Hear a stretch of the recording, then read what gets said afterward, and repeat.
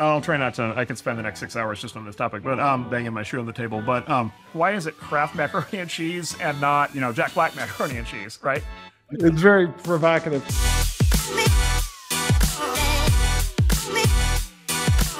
Hello, and welcome to this episode of the Marc and Ben Show, where we're going to answer a bunch of questions that you have submitted via Twitter, via X. And the first question is from Curious Newton. What is the best way to approach VCs for potential funding? Good, Ben. Why don't you start? Yeah, well, this is an interesting one because I've answered this correctly before and people have gotten upset with me. So I'm going to try and explain it in a little more detail.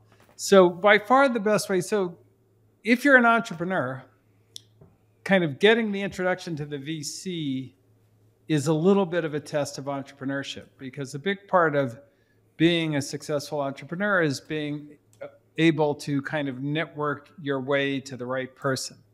And so by far the best way to kind of get to a VC is to kind of find somebody who knows them. And I think that the good news is there are just a crazy number of people who know every VC, because that's what VCs do. They try to get to know everybody.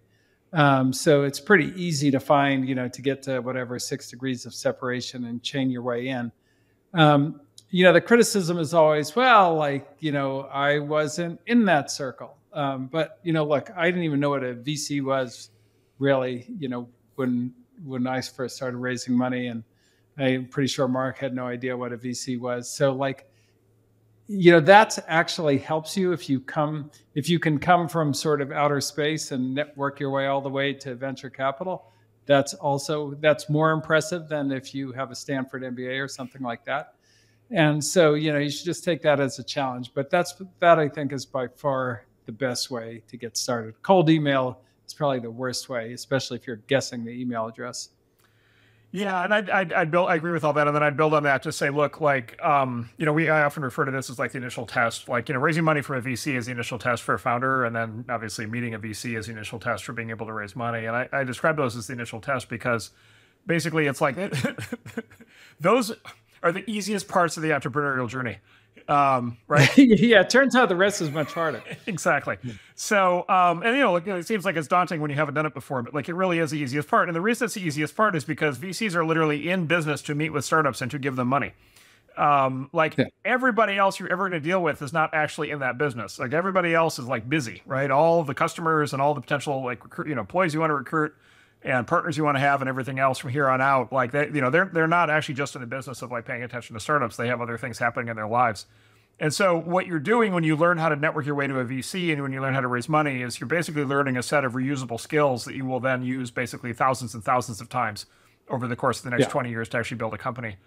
And for people who haven't, and by the way, I was like this. I didn't know any of this when I started, but in sort of professional business world, professional tech world, post, which is what you'll find after you get underway in sort of 100% of circumstances.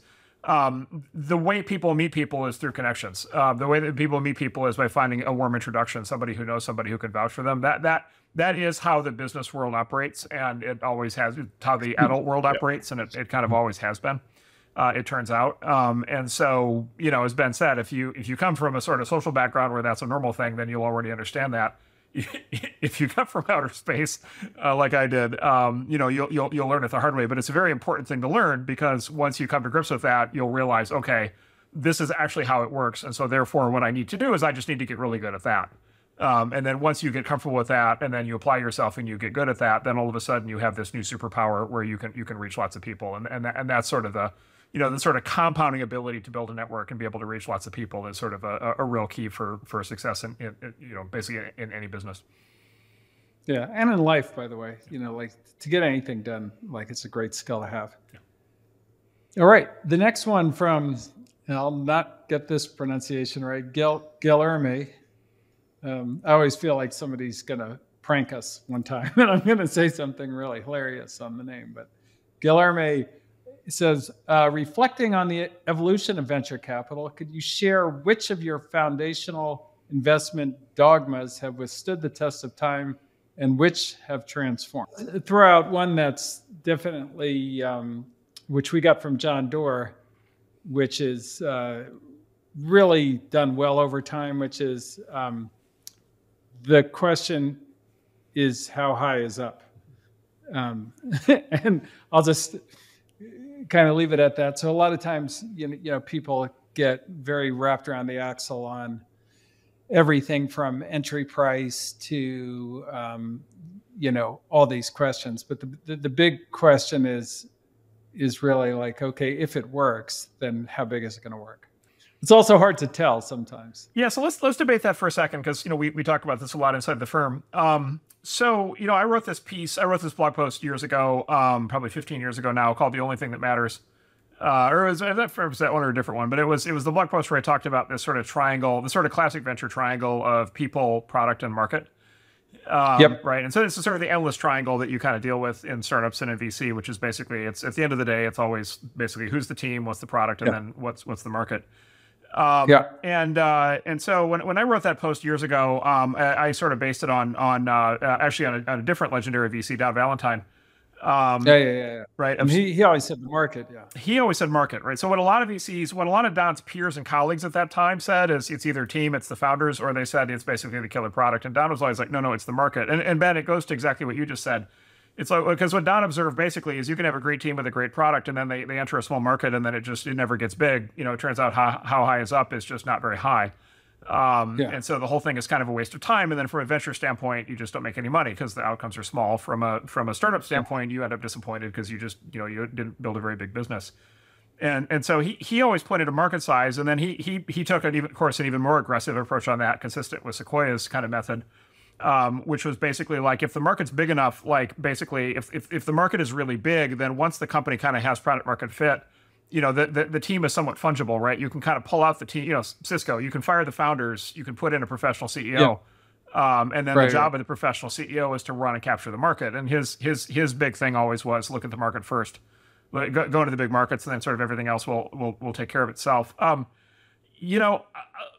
me pause there. Like, Ben, how would you reconcile that with is that the same thing that you're talking about from John, or? Yeah. So I actually think it's not quite the same thing in that there's kind of like, if you were going backwards in time and you knew how big the market was, then that would be kind of the answer to the question of how high is up. But I think that, when we evaluate deals, what we always find is like the most impossible thing to evaluate is the size of the market, particularly if the market if the product is going to create the market. And so then you're a little bit back to how far can this entrepreneur go and how big a breakthrough is this idea is a little bit more how I would interpret how high is up. Right. So is this something that's basically, if it works, is going to affect everybody? Right. And is this the entrepreneur that is going to make it work is kind of the more relevant question to me than like, what is the market size, particularly for things. I mean, what was the size of the electric car market when Elon started? It seemed like it was zero. Yeah. But, now it seems like it's, maybe potentially bigger than the entire auto market combined. And so, that I think is a bit of a trap to really try and size the market in a kind of business school methodology. Yeah, Elon, so for people who don't know the history, when Elon started Tesla, the market for electric cars was viewed as so small by everybody at the time, except for Elon and his colleagues. It was viewed as tiny, and it was actually said, to give you an idea of how prevailing the view was that it was small, was the main electric car up until that time in the modern era was called the EV1, and it was a car made by General Motors probably 25 years ago, and it basically, a handful of people bought them. You'd see them occasionally in Silicon Valley. That's that line. Yeah, they killed it. Like they killed. You haven't heard. Yeah, people listening to the podcast, I'm sure haven't even heard of it because they killed it. Yeah. And it was such a flop that they actually made there was actually a documentary movie called Whatever Happened. Oh, Who Killed the Electric Car? Who Killed the Electric Car? And literally, if you watch the documentary, it goes through basically the complete comprehensive failure of the electric car, and basically, the big conclusion is, the market. the only people who want electric cars are like a very small number of rich hippies, and like that's it. Right. And you can't build a business on that. And then, of course, Elon and his colleagues came along and like completely redefined the market. Right. And so, yeah. And you redefine the market by building the right product, right? So that's right. Exactly. So, and then, Ben, this goes to, kind of a contradictory piece of guidance that I think has served a lot of entrepreneurs well. And let's talk about how we can reconcile that, which is what Paul Graham says is sort of very, very contra, that maybe the John Doerr or Don Valentine view of things. What Paul Graham says is his famous advice to founders is, quote, do things that don't scale. And what he means by that is like, look, like basically prove the product market fit up front with, by hand, right? And his classic example here would be like something like Airbnb, for example, where it's like, you have this like fundamental liquidity issue. You have no supply, you have no demand, you have no marketplace, you have no matching. Nobody's listing their houses for renters who don't exist, and nobody's renting on Airbnb if there's no supply. Right. And so, his advice to like the founders of Airbnb would be something like go out by hand and sign up a bunch of places, right, to list rooms to rent. Right. And bootstrap it. Right, bootstrap it, and then go out by hand and find a group of people who might want to rent a room. And the particular breakthrough for Airbnb, right, actually was around design conferences, right? So they specifically targeted design conference because they were designers. And so they literally marketed to the people who were coming to San Francisco for a design conference. Here's how to rent a room you can stay in. And then they went out and like signed up, I think basically by hand, they signed up rooms, available to rent in people's houses in San Francisco. But I bring this up because like do things that don't scale sounds antithetical to, basically how high is up. I think that's right. And I think kind of it goes with the other thing he says, which is make something that people want. And I think that's kind of the key unlock on the whole thing. But there are things that people want that have not that much potential to them as well. So, and it is tricky. It's much easier to go, okay, that's something that people want rather than, and this is exactly how many people and what they'll be willing to pay for it. That's a harder thing to figure out, certainly in the kind of seed A stage. Yeah. Well, that's maybe the final point I make maybe on this topic is, make something people want, do a lot of people want this. That's one question. There is a related and extremely important question, which is, will they pay for it? And how much? And how much will they pay for it, right? Exactly. And so there is something that you see, like, look, there have been some great venture investments in things where the product started out as free. We can all list many examples of that, or super cheap, and then they walked up the price over time. But, you also do see cases where, it turns out there's something that people actually like a fair amount as long as they don't have to pay for it. Or by the way, as long as they don't have to pay for it at a rate that's actually above the cost of providing it, right? Like, sometimes there are products that are quite simply just like subsidies, right? Where you're just giving people a discount on something they'd be buying anyway. And it turns out they want a lot of that. It just turns out that can't be a business because it's just going to burn cash forever. And so, there is this related thing, which is, will people pay for it and how much will they pay for it? And of course that, pricing, as it turns out, is its own science and its own art, and probably a whole could be topic of like many shows just in and of itself, but always worth thinking about, even if you're not starting out charging. All right, the next question is from Kong Pham, and Kong Pham's question is, what are your thoughts on the creator economy blending into startup territory? Examples: Mr. Beast with festivals, Logan Paul with Prime. Will it become the norm, or is it just a fad? So I'll take a whack at it. So this is basically, I think, Ben, if I have the question right, this is basically the phenomenon of sort of branded creators, individuals, people with individual brands, who are kind of big, either, existing celebrities like movie stars or new celebrities like, YouTube stars like Mr. Beast. And then they basically have consumer product lines. And so Mr. Beast, Feastables is a food, it's cookies and candy bars and so forth. And then I think Logan Paul's, I think it's an energy drink, if I recall properly. Yeah, I think so.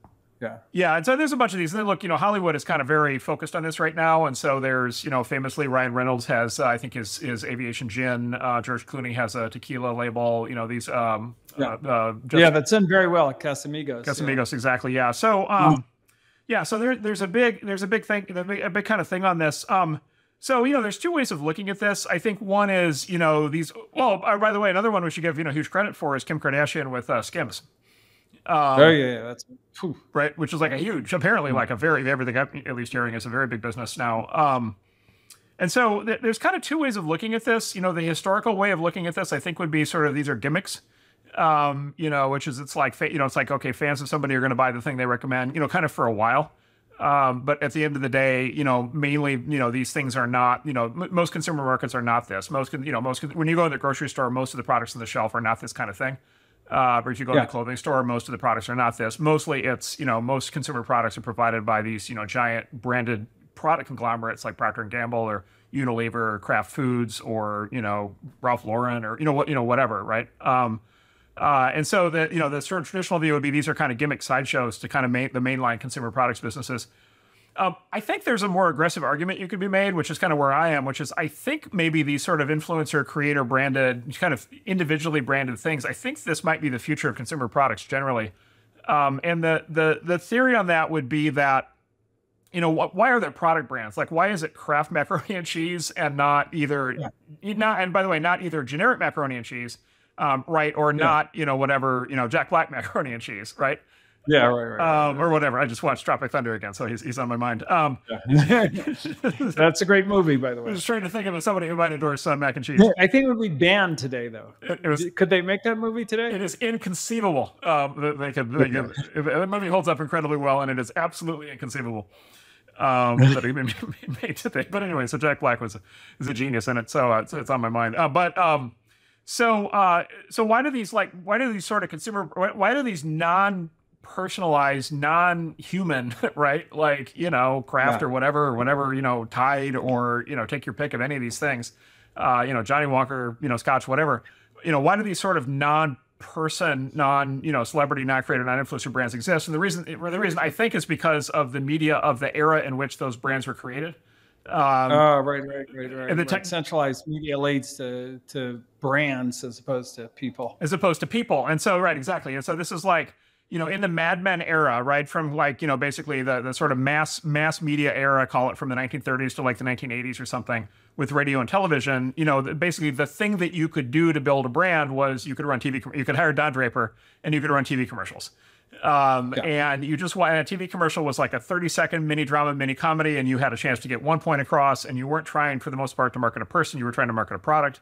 And so you just had this like super hyper distilled, like basically single shot, to be able to kind of get, Coca-Cola established or like, or whatever it was. And you had celebrities in those days, but like they weren't like front and center in this effort because just like you were just trying to get the basic message of the product out for the most part. But then that leads to this kind of very unnatural configuration where now you have individual consumers who like have a relationship with a brand, right? Like a relationship with a corporation. With Bud Light. With Bud Light, yeah, exactly. Like my relationship with Bud Light. Like why do I have a relationship with a fake made up name for a Fortune 500 company? Like, it's like, okay, if that's all I can have, then okay, fine. But like, really, like that's my emotional affinity. Like that's just how I'm gonna kind of process things. If in the alternate, I now have a different kind of relationship I can have, and this is what they refer to as a psychologists call a parasocial relationship. If I could actually like actually I have a relationship with, where I love Ryan Reynolds movies, or, I love Deadpool, or I love Kim Kardashian, reality TV, or I love, whoever, whatever that is. Or I love Mr. My kid loves Mr. Beast, right? Like he's like, his like number one role model in the world, right? And so, but you could still say, look, is it a real relationship if it's not a two-way relationship? But you could also say, look, it's like a person, right? It's a relationship with a person. And so maybe in the future, maybe we're at the beginning of what is a monster wave, and we'll, be sitting here 20 years from now, and it will turn out this was basically the great transition. And in the future, the brands will actually all be individually led. Ben, what do you think of that? I think that's probably right. It just has me thinking back. Probably the original case of this was the Air Jordans, where sneakers were always Converse or Adidas or what have you, and then Michael Jordan signed this contract with Nike, which was kind of like a distant third in basketball shoes, or maybe fourth, and that shoe he negotiated, or his mother negotiated for the first time ever, a piece of the back end in exchange for the shoe being called Jordan, which was, it was Michael Jordan. I bought Michael Jordan, and that worked amazingly. And it's sort of, it's been a slow evolution, massively accelerated by social media to get kind of all the way to what people really wanted, which is a relationship with the person who wears the shoe, not with the company that makes the shoe. And we see this on social media in a pretty big way, right? Like Andreessen Horowitz is our firm, but like you and I have way more Twitter followers than Andreessen Horowitz does, because like what is the firm? What is that compared to who do you want the actual relationship with is kind of obvious. I think that the exciting thing to me, kind of getting back to the question is, now the economics are actually changing. So rather than it being, a Nike shoe with like a small percentage to Michael Jordan on the back end or a good percentage at whatever it was, right. It's Kim Kardashian owns Skims. Right. Like that's her company. Right. And so I think that's quite a positive evolution in the way brands work, I think.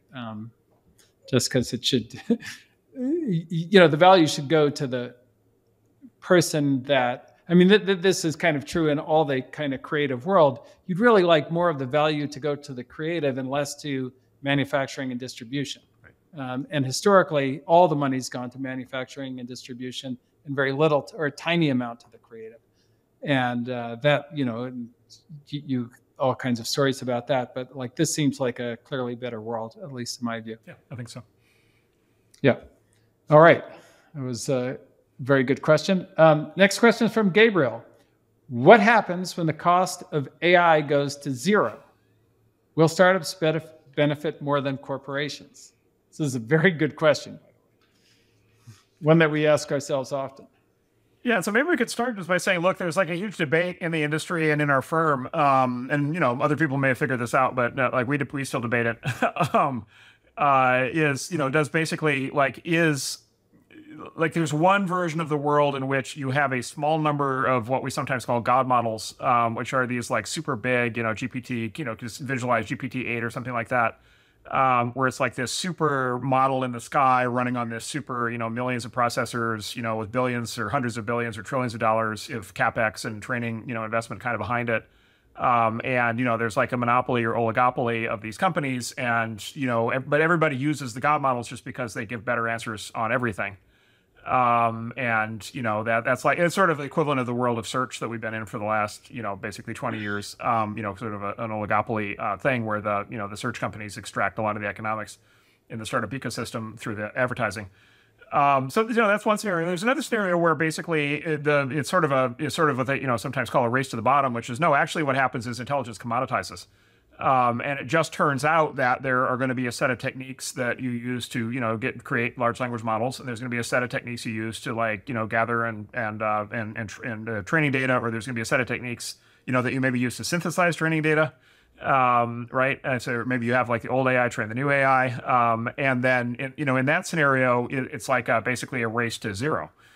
So the cost of AI basically drops to zero, and the analogy there would be maybe what's happened in the microchip market, right? Which is like, what does a microchip cost? Well, a really good one costs a few $1,000s, but there's companies like ARM that sell them for pennies, and you can put a microchip in anything, and it's super cheap, and everybody does it. Or the internet. The internet. Access is very cheap for everybody. Yeah, that's right. Like, what does it cost to put TCP/IP into something, right? And have it be on the internet? And it turns out the answer is basically pennies, right? And to the point where literally I now have coffee mugs that are internet connected, right? Like, like, right? And so look, and there's like this amazing, there's all these amazing philosophical questions kind of wrapped in that around what is the nature of intelligence, and there's this how high is up question, which is how smart can things get, but and so forth. But push comes to shove, my guess is it's that second scenario. My guess basically is what we're about to see is something a lot like the microchip or the internet, where you're going to have actually billions of AIs running around, sort of with like a pyramid industry configuration, where you'll have a giant plurality of AIs that are on the smaller, cheaper end that will be doing all kinds of kind of localized functions. And you'll be able to, basically summon intelligence at some level into any application you need for, basically very cheap, or ultimately basically the same as free. And then, you'll have the God models in the background when you need like the super genius, but like for most things, you don't actually need a super genius. And so Yeah. I think I do think it's actually like it's a reasonable expectation that basically intelligence is going to be something that's going to get built into everything.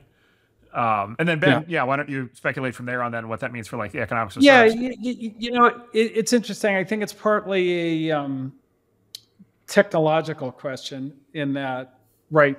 What is the asymptote? Like how, like when things that get to what point of intelligence does the technology just commoditize and be available to everyone? And then, and then kind of around the edges, is it like one intelligence or is it many, many different kinds of and different models? Like right now we have very different models for generating images than we do for language and other things. So, does that stay fragmented or does it consolidate around a single architecture? I think those are important technological questions. But then there's an industry structure question, which I think is very important, which is, is open source legal? Right. Does crypto and blockchain help decentralize the data question?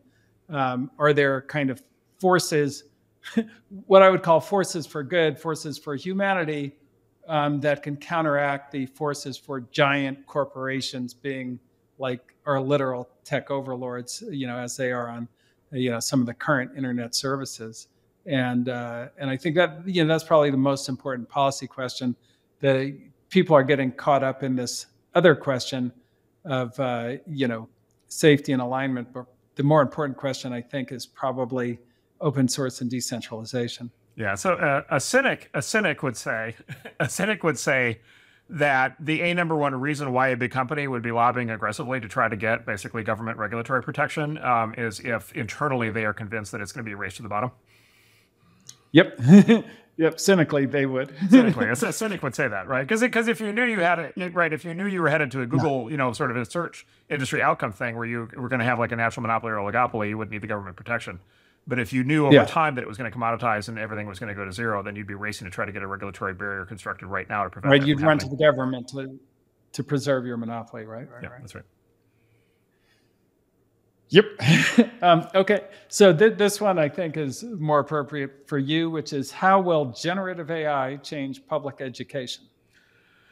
So this is a long. Well, we need public education. It's a long and complicated topic. Well, so I think public education, right, is, I'll try not to, I could spend the next 6 hours just on this topic, but banging my shoe on the table. But I mean, look, the thing is, like, education in our society is an overloaded concept, right? It plays multiple roles, right? And so there's a, at the base level, there's just like a daycare role, right? Which is the place where kids go so their parents can go to work. There's like a socialization role. It's the place where kids learn how to, deal with other kids for better or for worse. There's a learning component to it. I am told, allegedly, although evidence on that is actually hard to come by. Brian Kaplan wrote a great book on that. And then there's, sort of a certification, kind of aspect, which is like basically, have you demonstrated a track record of, sort of sustained effort such that somebody would want to hire you? Right. And there's an enormous, like, what's called sheepskin premium in the employment markets, which is somebody who's a semester away from graduating high school or college does not make 7/8 of what a graduate makes. He makes half of what a graduate makes. Right. And so there's this clearing the bar thing. I graduated high school, I graduated college, which seems to count a lot for employers. And then I would say fifth, there's like a social, ethical, moral, patriotic. There's like a programming. There's in culture. Right. An indoctrination component. Indoctrination component. The madrasa component. Sure. And, when I was in school, it was, basically like, there was probably more patriot, probably more like, American, like, here's how the American government works. Here's why democracy is good. Pledge of Allegiance, like all that stuff. And then, more recently, maybe they're focused on other things. But, these days they would, use have other concepts, other terms. But it's this kind of like, and again, without applying a value judgment here, it's like basically how are we acculturating, how are we basically training up, citizens of our country to basically be good citizens for whatever the definition is at that time of what it means to be a good citizen. And so it's like this bundled set. And so it's the thing with the question of like, how is AI going to affect it is because the answer you'd like to give is, AI is going to make it so much easier for everybody to learn things. But And actually, the more humble way to approach the question is like, it turns out learning things is actually like not necessarily that large of a component of that bundle. Right. And so, is before that reason that you would probably say, wow, it's unlikely that there's like some big fundamental restructuring of education, because even if AI is like a dramatic change in how people learn things, like even if everybody in the future has an AI tutor and they don't need to wait for their teacher to explain things anymore, like that still doesn't necessarily affect the other parts of the bundle. Now, I think what you could say is like, look, on the margin, like, this should be good for students. And then all of a sudden, you see this with kids today, all of a sudden, every kid is going to have a tutor who knows basically everything about everything and then has infinite patience, to be able to explain things. I'll just give you, for people who haven't tried this, it's worth trying. Do something like the following: is go to ChatGPT and basically say, do the following queries. Explain, quantum mechanics to me like I'm a PhD in physics. Explain quantum mechanics to me like I'm an English major in college. Explain quantum mechanics to me like I'm in 8th grade. Explain quantum mechanics to me like I'm in 3rd grade. Explain quantum mechanics to me as if I'm a toddler. And what you find is it actually can do all of those things. Right. It's really, really, it's exactly the kind of thing that it's really, really good at. And so it has the ability to meet you wherever you are in your learning journey. Right. And there's going to be, there's Khan Academy and others are working on this right now to apply it to education. There's going to be like amazing educational online tutoring and learning, kind of things that come from that. So students are like, at the very least, students are going to have that as sort of a release valve if they find themselves in a setting where they don't understand what's happening, or the teacher's not very good, or the teacher's always distracted, or whatever. So I think that's my general answer on public education, which just probably changes less than I would hope. But look, there's the other thing though, which is like, look, there always are a small set of students who are like really high potential. And in the old days, you'd have a gifted and talented program, or you'd have AP courses. The most progressive school systems in the country right now are eliminating all that stuff for equity reasons, right? They're canceling calculus and algebra and AP courses, like because of the disparate impact differential outcomes. And so, like the best and brightest kids like are going to need a different approach. And they're going to need a different track. And by the way, historically, the best and brightest kids have always had a different track. There's always been some other track, like members of the historical aristocracies didn't go to schools. They were tutored by tutors, right? Like Alexander the Great was tutored by Aristotle, right? And so tutor. What's that? Good tutor. Yeah, exactly. Well, Nero was tutored by Seneca. That one worked less well. But the Alexander the Great one worked out.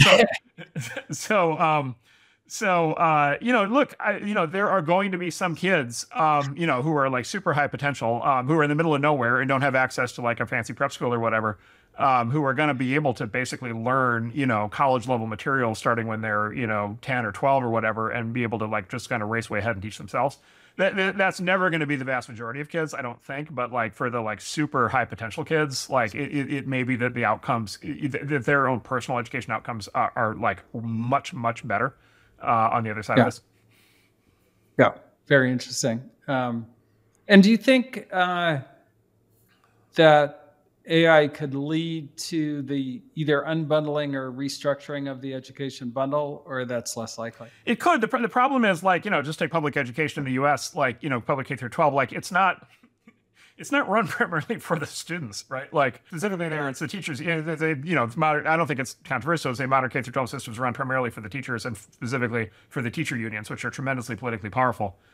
To the point where like, school district, famously like the New York City school district can't fire bad teachers, right? Like they finally came up with this, what they call the rubber room or whatever it is, where they shut down charter schools and all that kind of thing. Yeah, absolutely. Right? Yeah, the teachers unions mount these wars on charter schools. Like they're just absolutely terrified of having competition. And so there's for better, for worse, whatever, there's this other driver out there. And then look, like the daycare thing, I think is actually like, especially, if the sort of modern economy is going to be, two-parent incomes, which is kind of what's happened over time.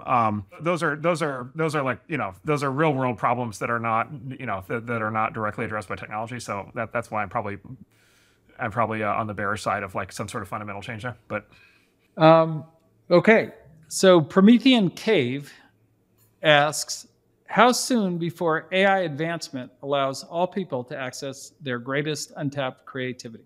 That is certainly it's a great question, and that's going to be probably one of the big outputs of AI is that anybody will be able to create in many ways. So if you have an idea, I mean, like there's kind of this.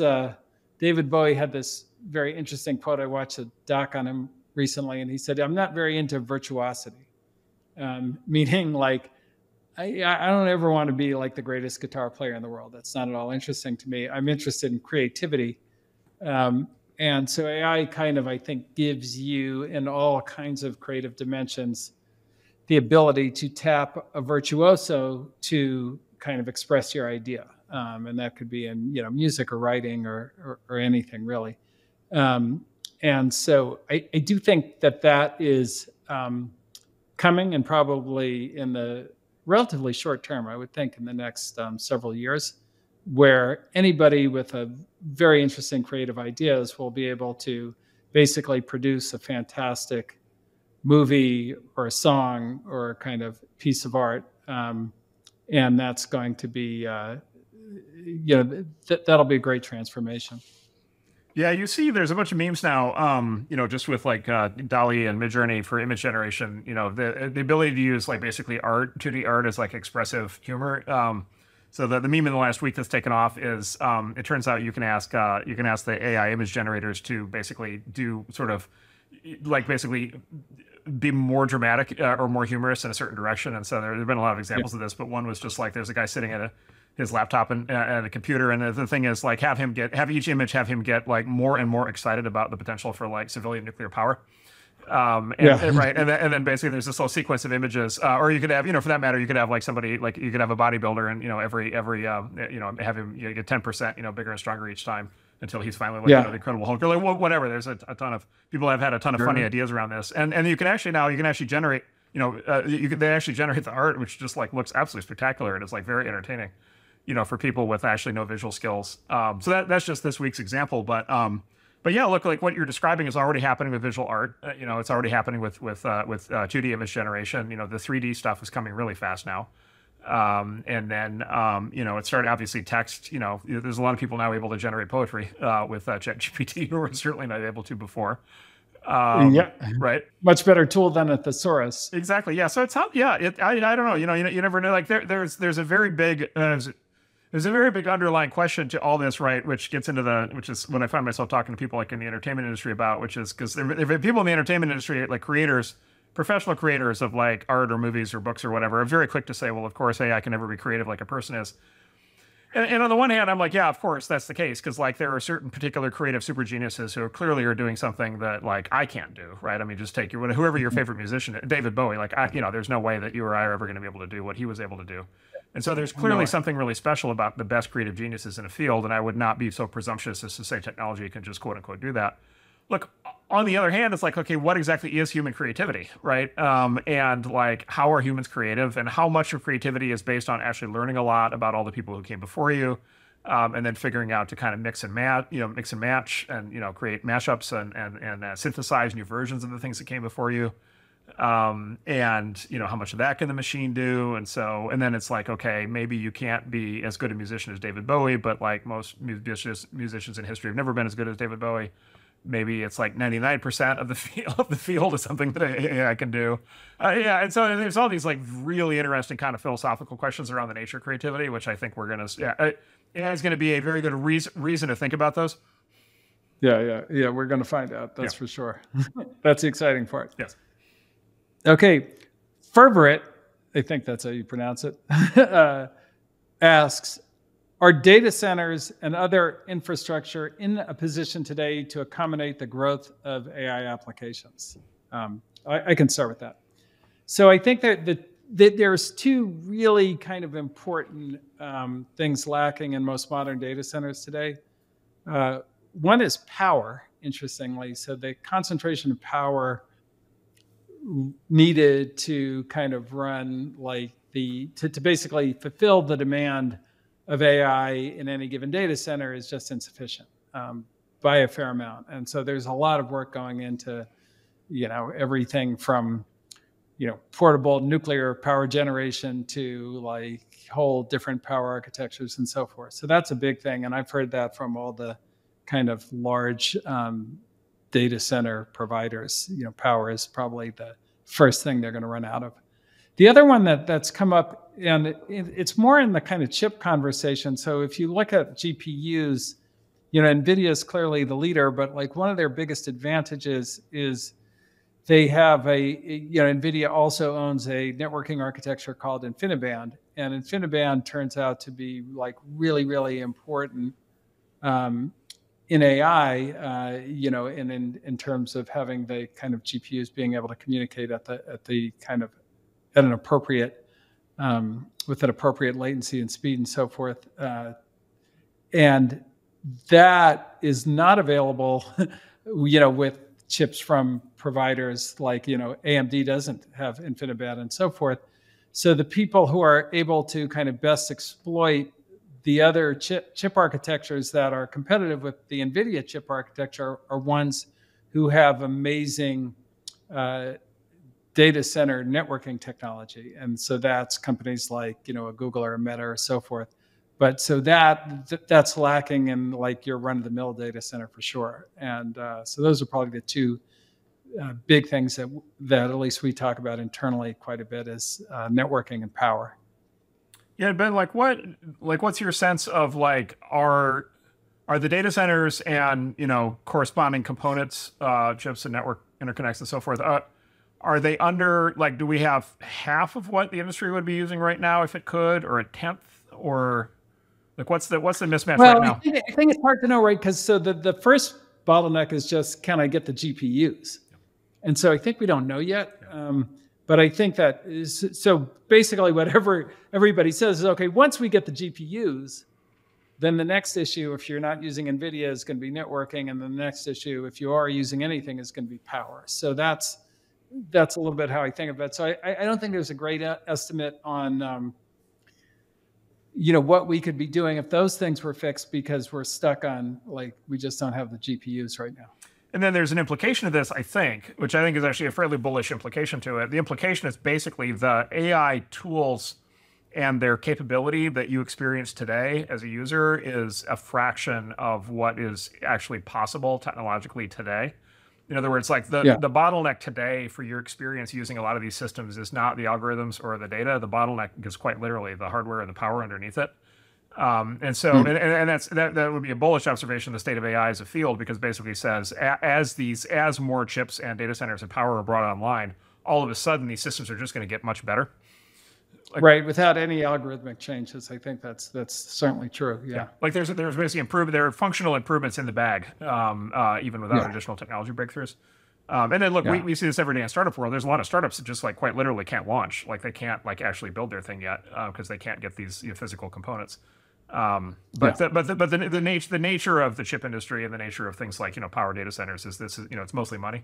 And now there's a motivation for a lot of people to invest a lot of money in resolving these shortages. And so I would expect in the next few years there will be this period of time where all of a sudden it'll be like Christmas just for the industry. It'll be like, oh, all of a sudden we all have all the sort of equipment power we need, and then that's when we're really going to see even what these systems can do. Yeah. No, I think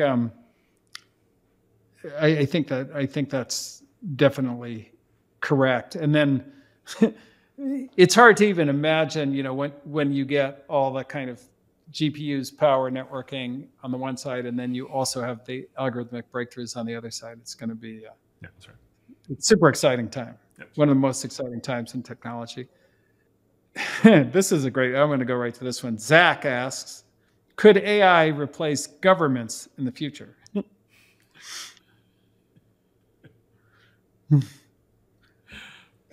Which do you want to bite that one off first? It's very provocative. Well, I mean, I think it kind of gets to the question is like, can AI replace kind of everything? I think governments is an interesting one because it's kind of like, can AI govern people? Or can people govern AI is also another interesting question. Well, if I could, maybe I could break the question into two parts, which is there's part of government, which basically is like the decisions being made by high officials. But there's a separate part of government, which is just administration and bureaucracy. Yeah, well, I think so here's okay. So on that one, it's a little frustrating that AI has not replaced government on the bureaucracy side. So, like, I'll just give you my favorite example, which is, recently, we had this big, ridiculous political debate about whether or not we should hire 80,000 new IRS agents. And the other way to solve that problem would be to basically hire 6 good, AI engineers and basically be able to get perfect auditing of everybody's tax result. And, maybe even tell people what they owed as opposed to making them guess and then arresting them if they guess wrong. So, yeah, I think there's no question that we could improve the bureaucracy with AI. Yeah, because it is weird. Like the concept of government, the concept that the Secretary of State and the person, at the behind the counter at the DMV are the same. Yes, they're both government is a little bit of a. Let's see, there will come a time when that will be viewed as a historical oddity. Yeah.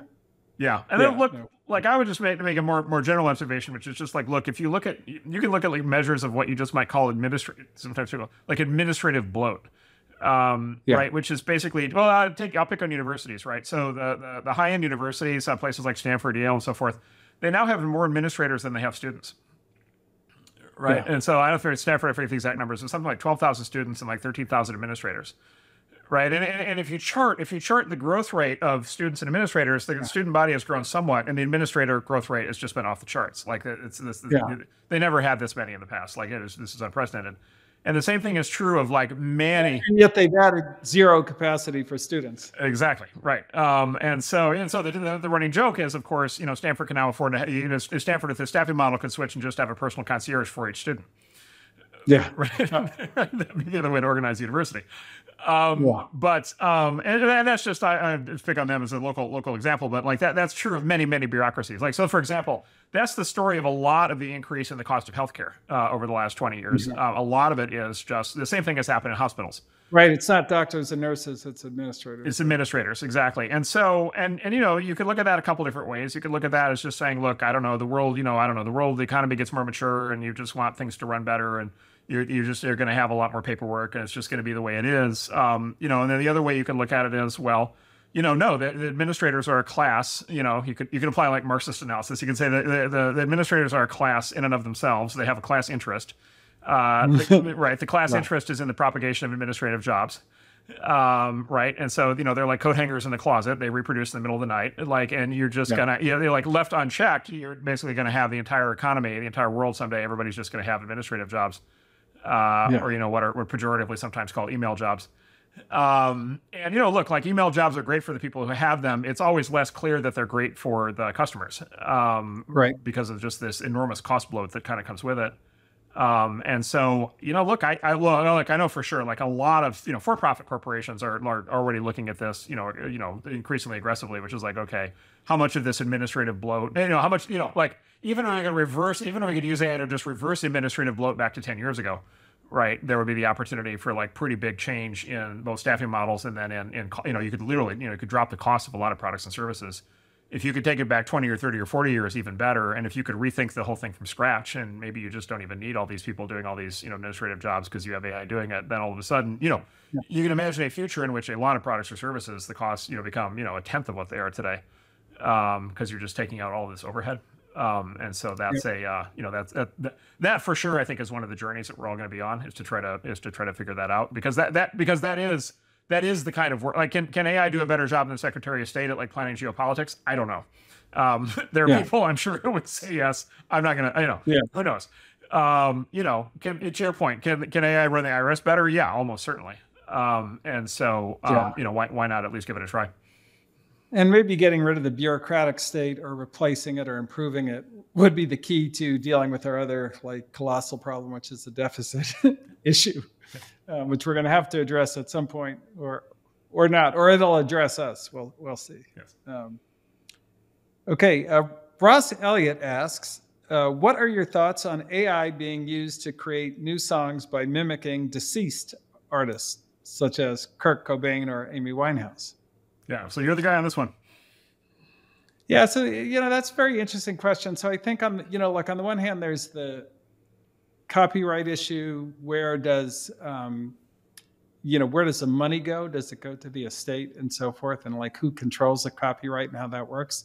And I think I think AI needs to be like within the law on that, in a very kind of, I would say, strict way. You have to respect the deceased artist. On the other hand, I think it'd be pretty neat for an artist to be so kind of profoundly important that they become immortalized, and Amy Winehouse becomes the equivalent of a trumpet, or like she becomes an instrument that many people can use into the future.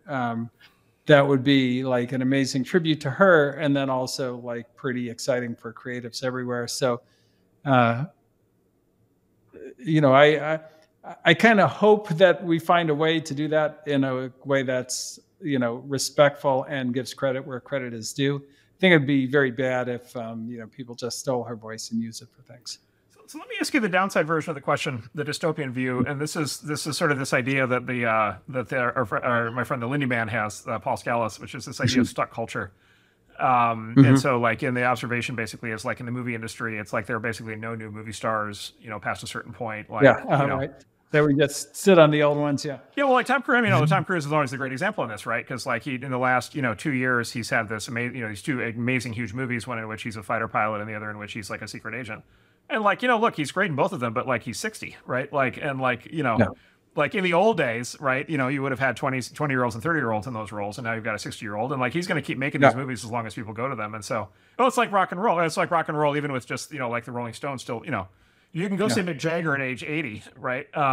Is that like substituting for like going to see somebody, like Mick Jagger when he was 20 was not competing with 80-year-olds, right? But the next new rock star is competing with 80-year-old Mick Jagger.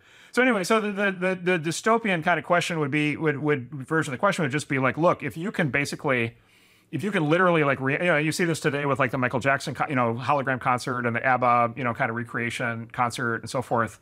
Frank Sinatra, like if you can literally like, reanimate through holograms and voice synthesis and, 3D VR experiences and, all these things, visuals with impeccable, production quality, and you could have, Frank Sinatra and Michael Jackson and ABBA for the next 100 years, with like enormous, money and resources being put at kind of doing new creativity under their names and with their faces and likenesses and voices. Like, are you actually... Like, is that the end of creativity in music? Just because, like, at that point, it's just basically everything becomes a nostalgia act forever. Yeah, so I don't think so because, like, look, if you don't have a new novel way to do something or create art, then sure, that's going to be better than what you do. But like, if you look at hip hop, they kind of brought James Brown back to life. With samples, but the music was all new, and it created all kinds of new stars. And interestingly, they weren't even the James Brown records that were hits. They were all the stuff that he did kind of post his peak, ended up being the things that people wanted to kind of reuse in the samples. So it was both kind of a rebirth of, a lot of the James Brown music that nobody had ever heard. And then it was, a whole new class of music, a whole new art form. So I guess I would say, I think that this idea is kind of independent of the dead culture idea, which, and I would be like, I would definitely take a more positive view. I think it could be actually kind of exciting. A new postmodern artistic endeavor. Awesome. All right. This is we have a techno-optimist question from Wayne Altman. Is the issue of a growing wealth gap in society solved through techno-optimism? Or is it possible that, positive sum, and this is an interesting question, be just the way it's phrased, positive sum technological innovations increase quality of life for everyone, the wage gap continues to grow, or does it? And this leads to serious issues later on? ? Yeah. So, look, a couple preconditions for having this conversation that are very important. So, there's two concepts, right? There's sort of absolute income growth, standard of living growth, and then there's relative, right? It's possible for technology to both be making everybody's lives better and yet also leading to increased inequality. Like both of those are actually possible. And there's a version of the argument that says at that point you shouldn't be worried about inequality because if everybody's lives are getting better, then everything is better, and you should just keep making everything better. And then there's whether you're dealing with humans, so that's a difficult thing. Yeah. Precisely, because you're dealing with human beings, it turns out relative status matters, and people get really mad about that. So that's one, but it's important to think about. So that's one thing. Let's just set that as like put a pin in that because we'll talk about that. Then there's this question of the actual nature of wealth and the actual nature of sort of income and the standard of living that kind of flows from income, right? Which is income is a proxy for standard of living, right? Income is a proxy for the things you can buy that make your life good, for yourself and your family and your community. So income is like the input, and then standard of living is like the output. The interesting thing, there's one really interesting thing, which is the cost of goods and services really matters.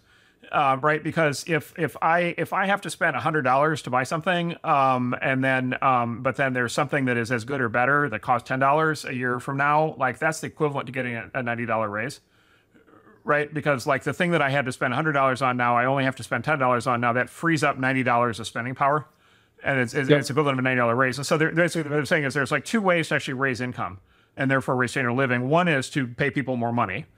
By the way, I'm in favor of that. And by the way, we do a lot of that in our day jobs. But the other thing to do is to drop the cost of the goods and services that they're buying, which from a standard of living standpoint is actually the exact same outcome. So a major force and lever economic effect that technology innovation has on the economy is driving down prices. And we could cite many examples of how that's the case. There's just really obvious ones like television sets that you can just pick on very easily, and you can just watch the price declines over time, which are the direct consequence of technological innovation. The same is true, by the way, for lots of, it's been true of media and lots of things that people buy over the last 20 or 30 years. And so there's part of this which basically says you should be a techno-optimist even if the only outcome from it is a systematic way to drive prices down.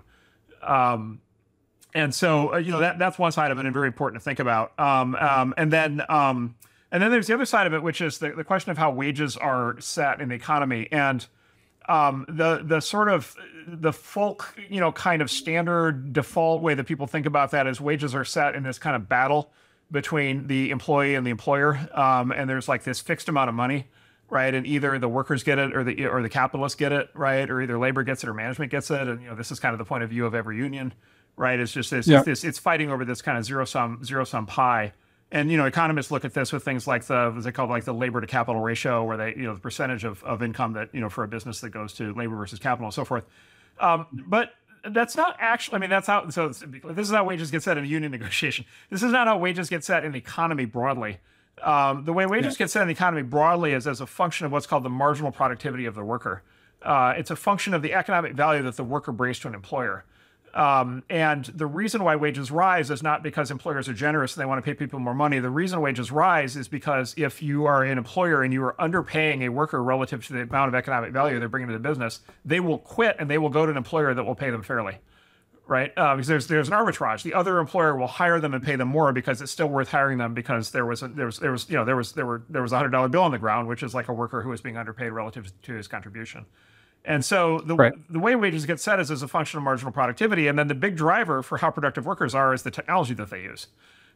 Right. Yeah. And so an accountant who has a calculator is much more productive than an accountant who doesn't. An accountant who has a PC is much more productive than the accountant who has a calculator. And then the accountant that has an AI is going to be much more productive than the accountant who just has a PC. And so as technology gets introduced into industries, one of the really big things that it does is it drives up the marginal productivity of the workers. And so technology is not the enemy of the worker in most of these cases. In most of these cases, it's actually the ally of the worker in actually causing the worker's marginal productivity to rise, therefore causing the worker's income to rise. And so, and this is my argument in the Techno-Optimist Manifesto, which is these effects of technology driving up the marginal productivity of the worker and therefore driving up income while simultaneously driving down the prices of goods and services is just these two factors are so massive in increasing quality of life that all of the other concerns and debates around, this and that, inequality and fairness or whatever, just kind of wash out, because those fundamental mechanisms are so powerful that they actually drive most of the outcomes. And I would argue that we have 300 years of history to confirm this now, and the reason that we're sitting here today in 2023 with standards of living that are unparalleled by any kind of human precedent, civilizational precedent, is sort of evidence that these mechanisms work. This sounds too good to be true. People kind of have a very kind of often visceral negative reaction to good news of this kind. But like, if this resonates with you at all as you're listening to it, like this is like standard economics. Like this is the basically the great moral virtue of free markets, which is this is the mechanism by which actually free markets are a non-zero sum game, and there actually is a rising tide, and I think, and then therefore more technology innovation will make all that work better as opposed to worse. All right, that is I'm going to leave it at that because that was good. And then the final techno-optimist question for us: how do you assess the future economic and technological growth potential in the Middle East, particularly in light of initiatives such as the Line in Saudi Arabia, urban developments like Dubai, and the progress in countries like Qatar? So, it's pretty interesting. I think that the thing that we're seeing in the Middle East is a very, very strong will among the governments there to kind of want to build towards the future. And particularly, I think, led by Saudi Arabia. I think they're, could not be more committed to a kind of better, more technologically advanced future, and basically, rather than the government being a kind of regulator and protector against what that future might be, being more of an enabler and a funder of what that future is. And so that's where you get things like the Line. I was just in Riyadh, and there was there was a big fight. Tyson Fury was fighting, and they had built a whole soccer arena for that, that fight was held in, and it was, to build the entire thing was 3 months. And like that obviously could never happen anywhere in the United States. And so I think it's a very, in my view, it's an incredibly positive development, because if you've kind of studied the Middle East, one of the really tough things, which, led to 9/11 and, was certainly a big factor, kind of recently, is a big factor, in the recent conflict, is that you have kind of modern society. And I think, people in the 9/11 context referred to it as like the Jetsons versus the Flintstones and this kind of thing. And, if you've got a big part of the world going into the future, and then, particularly in the Middle East, there's a big part of the world that is, in the pretty far past, kind of culturally, religiously, women's rights wise, et cetera, that is a natural conflict. And so it's incredibly positive to see really the leading Middle Eastern countries like Saudi going, we're not only joining the future, we're leading the future. And so I think that may be one of the best things that's happening in the entire world right now. Yeah.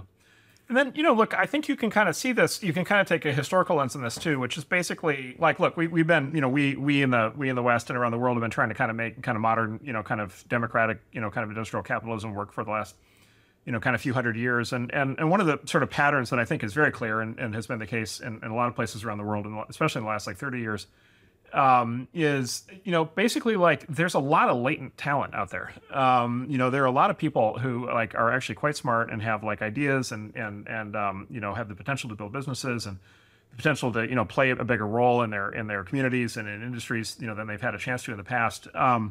And you don't need necessarily like, I don't know, become Singapore or something overnight. Like you don't need to have the like most amazingly advanced economy in the world to have people be able to really be much better off, like in one step. What you can do quite literally is just like, give people, and I'm thinking particularly here, like a bunch of Asian countries in the last 30, 40 years, even former communist countries, where basically it's like, okay, if all of a sudden people can actually like function in a have a true market economy, can actually like bid their labor out to, multiple employers as opposed to everything being owned by the state. If it's actually possible to start new businesses that introduce a competitive dynamic, if it's possible, by the way, policy, if it's possible for people to actually be able to change jobs.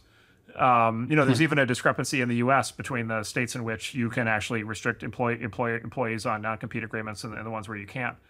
And then if people can like use new technology and they're actually allowed to use new technology and it's not blocked by the government, right? Or that or technology is introduced earlier into the educational process, right? Or or all of a sudden you can have new kinds of financial services, you can have new kinds of capital available, you can have lending, new kinds of debt instruments available, or you can have a stock market in a country that didn't previously have one. Like all of these things are basically like steps along the road to what you might call sort of modern capitalism, modern market economy. And it basically turns out in the data, I think basically is every single one of those steps pays off, right? Like basically every step of the way there's improvement on the margin. And then if you take like 30 or 40 or 50 of those steps, you basically end up like Singapore. You end up just like with this just like amazing, what looks like a miracle of like, of sort of modern, sort of market-based industrial civilization. And so, like, contra all the bad news in the world, it is striking how many countries in the last 30 years have kind of been walking down this path, and I think doing very well with it. And then, of course, look, if you can move even faster, so much the better. And so, if you actually have like fully enlightened leadership that really wants to do this and really cares about their people and really wants to their economies to advance, like you can do these things much more quickly. It is, amazing how, inequality. It's amazing how still unequal the world is on a lot of these things. Like I said, or even in the U.S., there's a lot of, different regions have very different dynamics in terms of whether people actually have the ability to reach their full potential. But you don't need perfection. You just need to like take the boot. You just need to like boot off the throat. I'm just thinking like the former communist countries. Like this, this is a big part of the story of China over the last 30 years. Is you just need to take like Mao's boot off their throat, and all of a sudden it turns out that like China's full of entrepreneurs, and then all of a sudden it turns out there's like explosive economic growth. And a dramatic rise in income. Like they didn't need, like they just needed to let people do their thing. They need to do anything. Right. Yeah. Right. Exactly. Now, now they're getting into the more complicated part of it. And so there's a bunch of other issues, but like a lot of it was to just like let people actually trade and transact and work, and use technology and bring in ideas from the outside and so forth and so on. And so there's just, I just have this like very fundamentally long run optimistic view about the world, which is we are still as a country and as a society and as a civilization and as a planet, we're still under punching our weight relative to what the people on planet Earth are capable of. And I think we actually have a path where a lot more people can contribute and everybody can become much better off. Yeah, no question. All right, the next question is a crypto question from Carl. Do you see recent crypto scandals, parentheses like FTX, leading to more government regulations in the cryptocurrency space? Yeah. I will start with that. So it turns out that in crypto, probably the best thing that can happen to the space is actual regulation, as opposed to what's been going on, which is sort of rogue government agency enforcement and non-enforcement of various things. So crypto is, I'd say one of the most important, if not the most kind of important technological breakthrough that will lead us to, hopefully a fairer, better, more productive, more entrepreneurial, more techno-optimistic society, in that it decentralizes these very powerful monopolies in a way that kind of allows the people who are contributing value to kind of be rewarded economically for their contribution. And this is in all kinds of areas, such as, in the creative field right now, like your creative work that you do, the take rate from the big social media companies or from Google search is, they take all the money. The take rate is everything. So you create, the most amazing content, and it lives on their platform, and they get all the money, or whatever, 99% of the money, whatever it is. It's a giant amount. And so crypto is a kind of a way to really change that for the much better, where most of the take rate goes to the creator and not to the distribution kind of arm.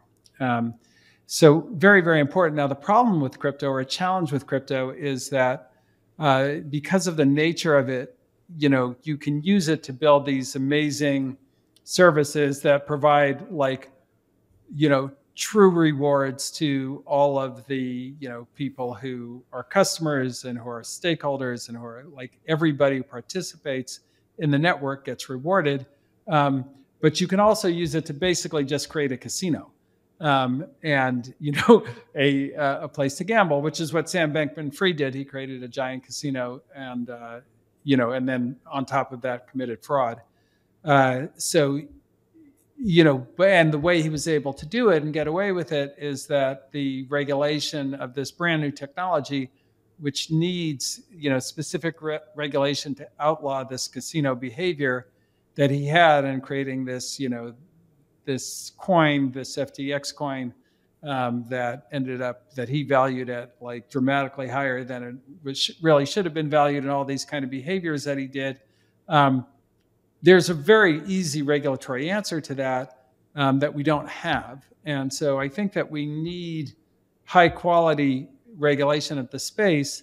And then we need the regulators to stop, behaving in this weird random way where, they're treating kind of things. They're treating everything very generically, based on kind of regulatory ideas from the 30s. From the 1930s, which is, not really relevant for this kind of brand new technology. And so, I think we're hopeful that kind of FTX kind of alerts the really good policymakers, which it has, and, people on both sides of the aisle, to kind of put in place sensible regulation for crypto, which will kind of unlock this, really a much better world for all of us. So anyway, hopefully this, turns out to be the bad thing that turns into the good thing. All right. Next question. How have your views on crypto changed over the past 5 years? And I would say, so I'll start with that one too. I don't think that they've changed much, other than kind of both the importance of, kind of proper regulation, I think, at least in my view, is dramatically more clear. And then the kind of danger of not having it, and having regulatory agencies, treat like a token that could be everything from a Pokemon card to a stock certificate, treating every token as a stock certificate. It's kind of weird. And there was a really funny exchange between Congressman Richie Torres and Gary Gensler, where Congressman Torres said, well, is a Pokemon card a security? And Gary Gensler says, of course not. And he says, well, is a tokenized Pokemon card a security? And Gary Gensler said, well, I don't know. And so that's how goofy the regulatory state is. And as a result, what happens is, in the lack of clarity, you have these scamsters, casinos, criminals taking advantage of the kind of fuzzy nature of it. And then the real entrepreneurs who are trying to improve the world are kind of hamstrung by the lack of clarity. So that's probably the biggest thing that's kind of changed for me in the last 5 years. Yeah. I would just say also, look, the other thing that happens, so we've seen this across, kind of repeated so-called crypto winters, is the other thing that happens, and this happens in every other area of tech also, by the way, sort of things, sort of the waves ebb and flow, there's often a sort of, when there's sort of a reduction of kind of enthusiasm or press coverage or something, and a reduction in hype. Basically what happens is the actual engineers keep working.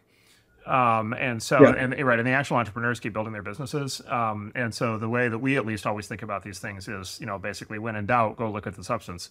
And the substance here is what are the really smart engineers and entrepreneurs doing? And then what you basically get is you get this period. This actually happened with the internet in the early 2000s, after the .com crash, where a lot of people, if you just read the press coverage, it was like the internet's dead. It was, the whole thing was stupid the whole time. What actually happened was a lot of really smart people at a lot of companies, including companies like Google and Amazon and others, and new companies like Facebook, they just kept working. Yeah. And then it turned out, 5 years later, it was like, wow, like there's all these like amazing new ideas. And like, in that case, it was like broadband and mobile broadband and smartphones and this and social media and, kind of on and on and on. Right. And all this stuff. And it's like, wow, where did all that stuff come from? And it's like, well, that's what the smart people were doing when everybody else, thought that when the internet was dead. When the internet was dead, right? And so I think that is just I've always viewed that as just like so much of how this industry works. The hype comes and goes. The substance is what matters. And I just, we get to in our day jobs, obviously spend a lot of time with, many of the best crypto entrepreneurs and engineers. And I just, the projects that I'm seeing are incredibly exciting. So I feel very good about that. Yeah, no doubt. All right. Here's actually, this is a good one for you. It was probably a good one for me too, but Evan Tabenfeld asks, what was your last strongly held belief that you've changed your mind on, and why? God, there are so many. Let's pick a domain. I don't know, what domain should we talk about? Like, well, how about on AI? That's a good question. I mean, look, there's a lot of stuff. We talked about this earlier with this kind of question about, kind of the God models versus, the Google sort of search model versus the internet model or something. It's just like there's some just really big open questions right now. Like, honestly, for a lot of the AI stuff, I'm trying to not actually draw judgments, just because the field is like flying so fast. It's moving so fast. And I find it very exciting, but it is amazing how many of the most fundamental questions have really smart people right now on both sides. So, there are very smart people who are saying things like, well, I'll give you a bunch of examples. There are a bunch of very smart people saying, look, LLMs are way overhyped. They're basically just like fancy search engines. They're basically, they can recombine existing information, but they can't actually understand anything. They can't reason, they can't plan, they can't this, they can't that. And this idea of like an emergent, basically what they call the world model, and an emergent kind of generalized, basically capability inside them is basically a mirage. And then there are papers you can read where it's basically like, whenever these things perform well on tests, it's because the content of the test is in the training data. And so they're just like regurgitating the training data back at you. Look, there are other extremely smart people, including people I've talked to just this week, who are like, oh no, like, no. Like what's happening inside the neural networks is actually like the development of entirely new computational capabilities, including full reasoning skills. And, and then you layer in, this is the excitement around the Q-star thing. And other advances like this, you layer in some of these new advances, and you're going to have like capabilities. Look, Elon was just on stage and said, AGI within 3 years, based on the current technology track. And so if that's as big as a question as it is, then like all the sub questions underneath that are also likely to be, kind of very open questions. Just another one, just like the synthetic data thing. Like, is synthetic data? We actually, I have a very, very important high stakes bet with our partner Martin Casado. We have bet the princely sum of $1 on the following question, which is like, is synthetic training data actually useful for training large language models? And the con argument is sort of that information theory argument, which is synthetic training data is sort of necessarily downstream of sort of human training data. And so it's just going to be a recombination of signal that's already present in the training data. And so therefore it can't add any value. And then there's a lot of smart people now who are, including recent research papers on the other side of that, saying, no, actually synthetic training data works as well as and maybe better than human training data. And the argument there would just be like, look at the output. The output of a GPT-4 query or the output of a Midjourney image generator is often actually better than what most people can do. And so why wouldn't it be better than the human training data? So that's still an open question. So I'm trying to, I don't know. This is a incredibly long and winding way to dodge the question, but it's like I don't know, like beliefs. I'm fine. I don't know. As I get older, I find beliefs seem to be less and less important. And well, I think that's actually probably the biggest lesson, right? Is to not to give up on the need for consistency. Like once you let go of that, you become much smarter, I think. Which is, quite a big advance in life. Is to, at that point when you say, you know what, I believed that yesterday, and I no longer believe it today. That's a huge amount of freedom and increase in effectiveness. Yeah, Jordan Peterson once said, he was talking about why do people react so emotionally and negatively to having their beliefs challenged. right? And people get really mad. Like if you believe X and I try to convince you not, like people get really upset. And his theory on it, he's a psychologist by background. His theory on it is basically is that the belief occupies the same sort of mental circuitry as your children. So there was my baby. My baby. No, I birthed this idea. Yeah, but this idea is my baby, and like it's my child, and like it's core to my identity, and like I'm responsible for it, and I've committed myself to it, and I'm emotionally entangled with it. And if you're gonna like tell me that I need to let go of my belief, it's like telling me I need to kill my baby. Right, and it generates that same level of like visceral response, like for the same reason. And you say there's an obvious problem with it, which is these aren't it's not your baby, right? Like it's not, it's not real. It can't love you back. And so more and more I try to just get myself into the state where it's like, okay, I don't actually need beliefs. I need basically knowledge, and then I need the ability to actually like process new information and try to actually be correct. Which it just turns out is just incredibly hard. Yeah, well, it's hard psychologically, but once you learn to do it, it turns out to be a much better life. And you get furious less. Yes. All right. Well, thank you everyone for joining us. That was the latest episode of the Marc and Ben Show, and we look forward to seeing you next time. Great. Thank you, everybody. Thank you, Ben.